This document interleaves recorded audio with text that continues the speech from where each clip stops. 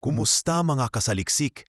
Bandang 800 milya sa loob ng teritoryo ng Russia, tahimik na nakatayo ang Kupol Missile Plant. Isang pasilidad na matagal nang itinuturing na gulugod ng militar na industriya ng Kremlin. Sa mata ng mundo, ito ay isa lamang karaniwang pabrika. Ngunit para kay Vladimir Putin, isa itong mahalagang sangkap sa kanyang agresyon laban sa Ukraine. Sa loob ng mga pader nito, ginagawa ang ilan sa pinakamabagsik na kagamitang pandigma ng Russia, kabilang na ang Tor at OSA air defense systems at ang bagong Harpy combat drones. Ngayon, ang dating pinanggagalingan ng lakas ay nagmistulang abo. Isang matalas at kalkuladong pag-atake ng SBU o Ukrainian Secret Service ang sumira sa sentro ng produksyon ng isa sa mga pinakamahalagang armas ng Russia. Ayon sa ulat ng Kiev Post noong ika-1 ng Hulyo, isang drone strike ang matagumpay na isinagawa ng Ukraine sa mismong Izhevsk Electromechanical Plant, mas kilala sa tawag na Kupol. Ang nasabing planta ay nasa napakalalim na bahagi ng Russia, higit 800 milya mula sa hangganan na hinahati nila ng Ukraine. Isa itong pasabog hindi lamang sa konkretong estruktura, kundi pati na rin sa tiwala ni Putin sa kakayahan ng kanyang bansang ipagtanggol ang sarili sa sariling bakuran. Ang Kupol ay matagal nang binabayo ng epekto ng internasyonal na mga parusa at ang bagong drone strike na ito ay lalong nagpapalubha sa paghina ng kapasidad ng pasilidad. Ayon sa mga hindi pinangalanang source mula sa loob ng SBU, kumpirmadong sila ang nasa likod ng operasyon. 2 attack drones ang ginamit, parehong inihanda upang magdulot ng tiyak na pinsala. Hindi basta pinasabog ang pasilidad, itinutok ang mga drone sa mga critical zones ng planta, ang storage at production buildings. Tila isang surgical strike na may layuning hindi lamang manakot, kundi tuluyang patayin ang produksyon ng mga kagamitang pandigma. Mula sa SBU mismo, sinabi ng isang source sa Kiev Post, ang SBU ay patuloy sa paghahatid ng mga eksaktong at surgical na strike laban sa mga defense enterprises ng Russia na nagsusustento sa kanilang war machine. Bawat matagumpay na operasyon ay nagpapahina sa kakayahang umatake ng kalaban, nagpapaputol sa kanilang linya ng produksyon, at nagpapatunay na wala ng ligtas na lugar para sa mga infrastrukturang militar ng Russia. Kahit nasa kaibuturan pa ito ng kanilang bansa, kinumpirma naman ng Astra Telegram Channel ang pinsalang idinulot ng operasyon sa pamamagitan ng isang video clip na tila kuha ng isang Russian civilian. Makikita sa nasabing video ang makapal na usok na umaakyat mula sa Kupol facility habang maririnig sa background ang mga putok, posibleng mula sa air defense systems ng Russia na pilit sumasalag sa mga papalapit na drone. Ngunit huli na ang lahat, isang napakalakas na pagsabog ang sumunod, pinunit ang katahimikan ng lungsod. Mula sa likod ng kanyang bintana, narinig sa video ang babae na nagsisisigaw sa takot habang yumanig ang lupa at umalinawngaw ang alarma ng mga sasakyan sa paligid. Ang pagsabog ay sapat upang madama sa buong lungsod ng Izhevsk. Sa sobrang laki ng epekto, wala nang nagawa ang Russia kundi aminin ang nangyari. Si Alexander Brekhalov, ang regional head ng Udmurt Republic kung saan naroroon ang Kupol plant, ay naglabas ng opisyal na pahayag sa Telegram. Mga kaibigan, magandang araw sa lahat. Isa sa mga enterprise sa Izhevsk ay inatake ng mga drone mula sa Kiev regime. Nasa lugar na ang lahat ng emergency services. Magbibigay pa ako ng dagdag na impormasyon sa oras na ito ay makumpirma. Habang tila tanggap ni Brechalov ang katotohanan ng insidente, kapansin-pansin na agad siyang lumihis sa sentro ng issue. Sa halip na tutukan ng kahalagahan ng pasilidad sa estratehikong aspeto, tinutok niya ang naratibo sa human cost. Ayon sa kanya, sa kasamaang palad may 3 nasawi. Ipinapaabot namin ang aming taos-pusong pakikiramay sa kanilang mga pamilya. Dinalaw ko na rin ang mga biktima sa ospital. Sa ngayon, may 35 katao ang nasa ospital at 10 sa kanila ay nasa kritikal na kondisyon.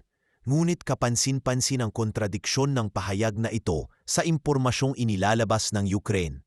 Para sa kanila, hindi ito simpleng atake. Ito ay isang estratehikong hakbang upang sadyang sirain ang backbone ng Russian defense production. Isang malinaw na mensahe na kahit gaano kalalim ang tinatago ni Putin na pasilidad, hindi naligtas ang loob ng kanyang bansa.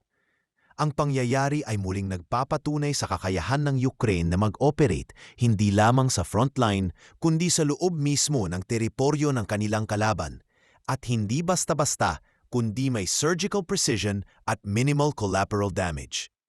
Sa panig naman ng BBC, kinumpirma nila ang ulat ng Kyiv Post at Astra Telegram Channel. Inukoy ng network na si Vladimir Putin mismo ay na-brief na ukol sa pangyayari at agad na nagdeklara ng state of emergency ang lokal na pamahalaan sa Udmurt Republic.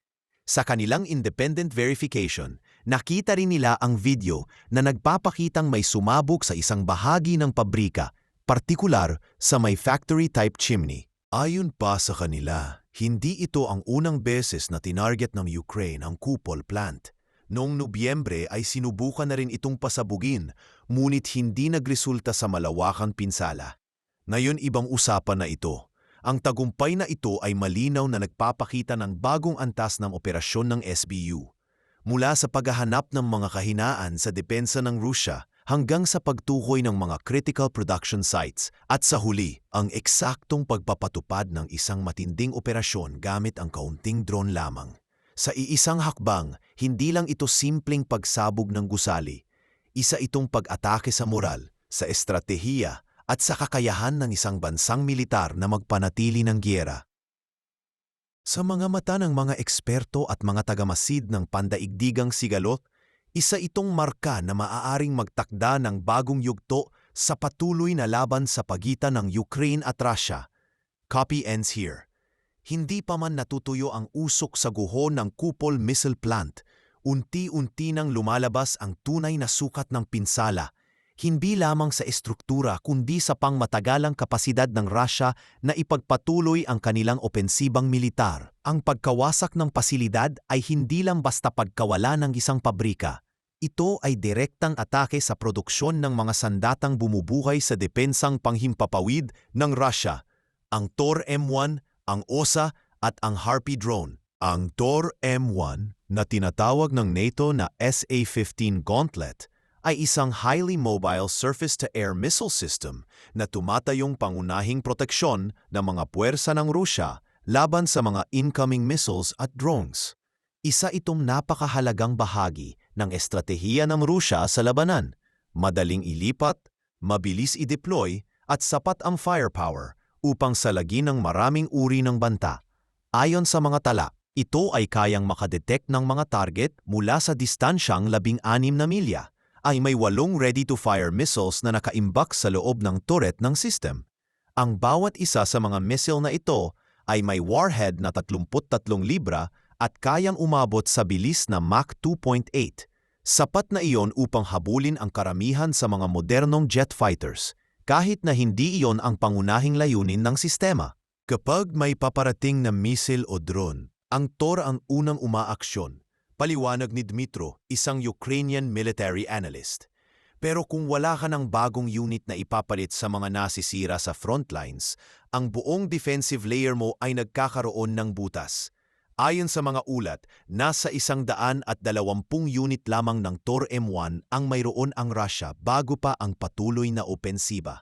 At dahil sa serye ng mga matagumpay na strike ng Ukraine, kabilang na ang pagwasak ng isang Tor system ng 42nd Brigade noong Nobyembre, lumiliit na ang bilang na iyon. Ang pagkasira ng Kupol na siyang gumagawa ng sistemang ito ay direktang banta sa abilidad ng Russia na makapag-replenish ng kanilang mga armas. Hindi natatapos doon ang problema. Kasama rin sa mga produktong ginagawa ng Kupol ang OSA, na sa NATO ay kilala bilang SA-8 Gecko. Isa rin itong mobile air defense system, ngunit may natatanging kakayahang maging amphibious. Mayroon itong 6 na missiles na nakamount sa bubong ng sasakyan. May abot na 1.2 milya hanggang halos 5 milya, depende sa versyon. Sa mas makabagong modelo tulad ng 9M33M2 OSA-A, Ang range nito ay tumataas sa 6.2 milya at kayang umabot sa bilis na Mach 3. Ang pinakakakaibang tampok ng OSA ay ang kakayahan nitong lumusong sa tubig. Ang sistema ay nakakabit sa isang Buzzed 5937 vehicle na may 6 na gulong at 100 kabayo ang lakas ng makina. Mayroon din itong 2 water jets na nakakabit sa hulihan ng sasakyan na ginagamit upang tumawid sa mga ilog at iba pang anyong tubig. Isang mahalagang katangian para sa mga operasyong nangangailangan ng mabilis na repositioning across varied terrain. Ang TOR, ang proteksyon mo sa dry land, pero kapag may kailangang tawirin na ilog o marshland, OSA ang mas maaasahan. Paliwanag ng isang dating Russian Air Defense Officer na humiling na hindi pangalanan. Pero kung wala ka ng pabrika para dyan, kung ubos na ang stockpile mo, edi tapos ka. Batay sa mga datos mula sa huling bahagi ng taong 2024, tinatayang may 370 unit ng OSA ang nasa inventaryo ng ground forces ng Russia. Samantalang may 20 unit naman ang nakatalaga sa kanilang naval infantry. Ngunit matapos ang strike ng SBU sa Kupol, walang katiyakan kung kailan o kung muli pa ba silang makakagawa ng mga bagong unit.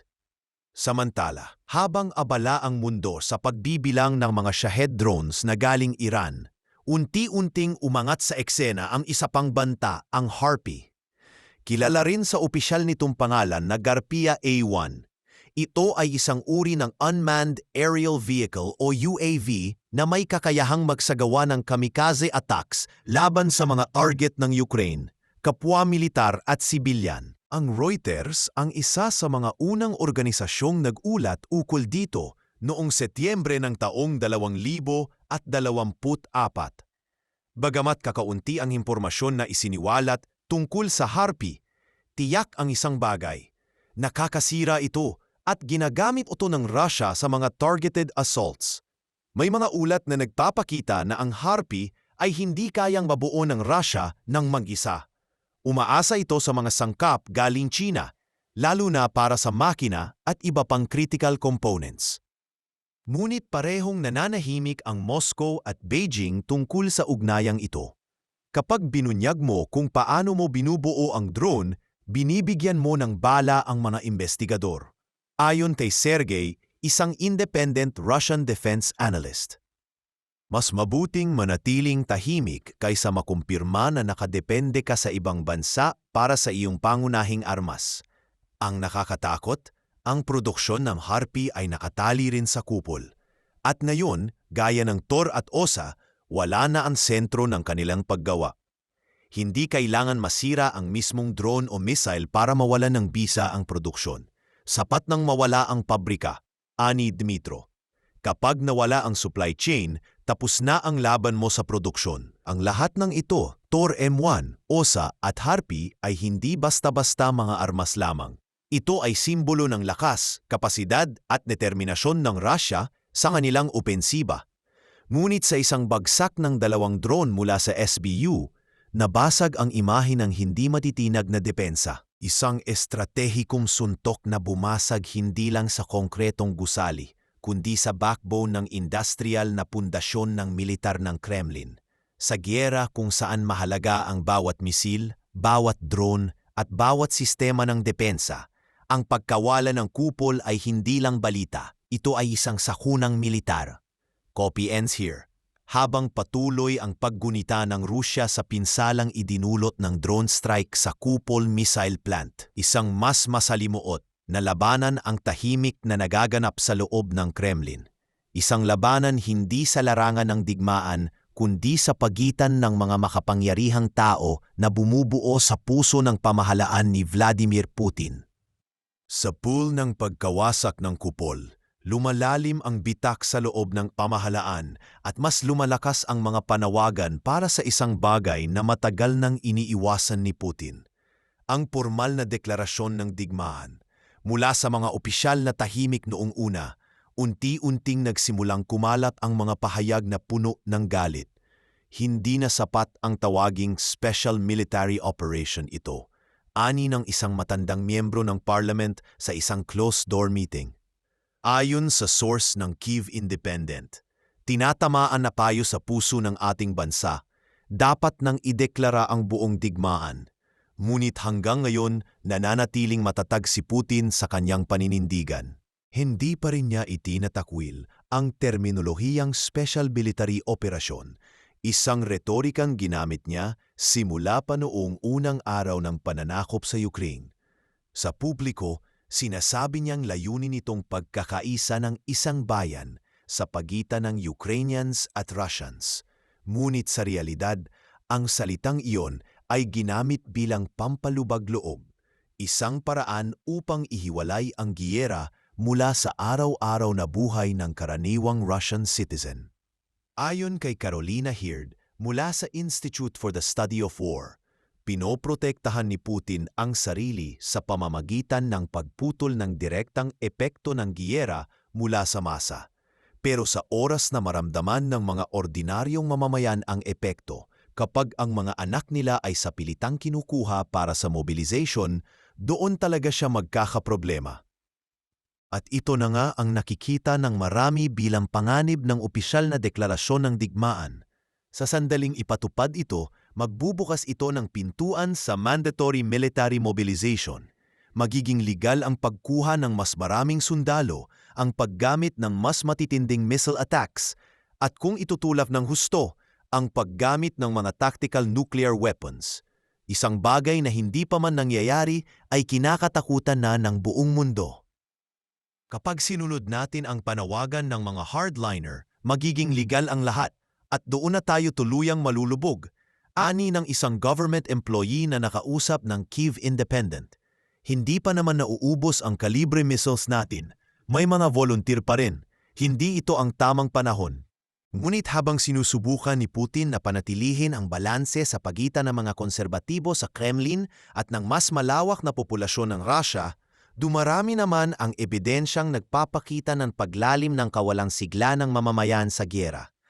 Ayon sa Atlantic Council, as of December 2024, ang suporta para sa kampanya ni Putin ay nasa pagitan ng 60 hanggang 75%, depende sa survey. Ngunit hindi ito matibay na suporta. Ito ay tinatawag na reluctant consensus. Isang uri ng suporta na ipinapakita lamang dahil sa takot, propaganda, o kawalan ng alternatibo. Dati ang mga giyera ni Putin ay halos walang epekto sa karaniwang tao. Pero iba ngayon, paliwanag ni Hird. Simula noong Pebrero 2022, mahigit 1 milyong casualty na ang naitala. Ibig sabihin, milyon-milyon na sa loob ng Rusya ang direktang naapektuhan ng digmaan, bilang sundalo, bilang pamilya ng sundalo, o bilang biktima ng patuloy na ekonomiyang bumabagsak. At ngayon, matapos ang mga strike gaya ng Sakupol at ng mas naunang Operation Spiderweb, isang serye ng drone attacks ng SBU na nakasira ng isang katlo ng Russian bomber fleet, mismong sa lupa na ng Rusya nararamdaman ang giyera. Wala nang ligtas na rehiyon. Ang mensahe ng Ukraine ay malinaw. Kung kaya nilang tamaan ang isang planta sa gitna ng Rusya, kaya rin nilang bumalik ulit kahit kailan. Ayon sa Journal of Democracy, isang survey noong Setyembre 2024 ay nagpakita ng matinding pagbabago sa pananaw ng mga Ruso. 47% ng mga sumagot ang naniniwalang ang Special Military Operation ay nagdala ng mas maraming pinsala kaysa pakinabang. 28% lamang ang nagsabing may benepisyo, habang ang natitira ay nanatiling neutral. Ang ganitong datos ay nagbibigay daan sa isang matinding dilema para kay Putin. Kung susundin niya ang panawagan ng mga hardliner at ideklara ang full-scale war, maaaring mas lalo siyang kamuhian ng mga mamamayang ayaw sa mobilisasyon at karagdagang sakripisyo. Ngunit kung patuloy siyang magtatago sa retorika ng special military operation habang lumalalim ang mga strike ng Ukraine sa teritoryo ng Russia, unti-unti naman siyang mawawala ng suporta mula sa mga lider militar at politikal na nagsusulong ng mas agresibong tugon. Habang tumataas ang tensyon, lumalalim din ang galit ng mamamayan. Sa bawat matagumpay na strike ng Ukraine, lalo na sa mga simbolikong target tulad ng kupol, lumalapit ang Russia sa punto ng pagkakahiwa-hiwalay ng politikal na kontrol. Isang hakbang na lang at maaaring bumulusok ang matagal ng balanseng istruktura ng rehimen ni Putin. Pinili ng Ukraine ang kupol hindi lang dahil sa military value nito, ani Dmytro, ang Ukrainian analyst. Pinili nila ito dahil alam nilang ang bawat pagsabog doon ay may katumbas na presyong politikal sa loob ng Kremlin. Ngayon, 200 ang tinatahak ni Putin. Una, ang landas ng pagsunod sa mga panawagan ng gyera, isang desisyong may delikadong epekto sa domestic stability. Pangalawa, ang landas ng pag-iwas na nangangahulugang patuloy siyang makakakita ng mga sunod-sunod na atake habang ang tiwala ng kanyang mga kaalyado ay unti-unting nabubura. Sa anong punto ba tuluyang mawawasak ang ilusyon ng isang special military operation? Sa kupol, marahil ay nagsimula na ito. At kung hindi ito mapigilan, maaaring ang susunod na pagsabog ay hindi lang magpapaguho ng isang planta, kundi ng mismong pundasyon ng kapangyarihan ni Vladimir Putin.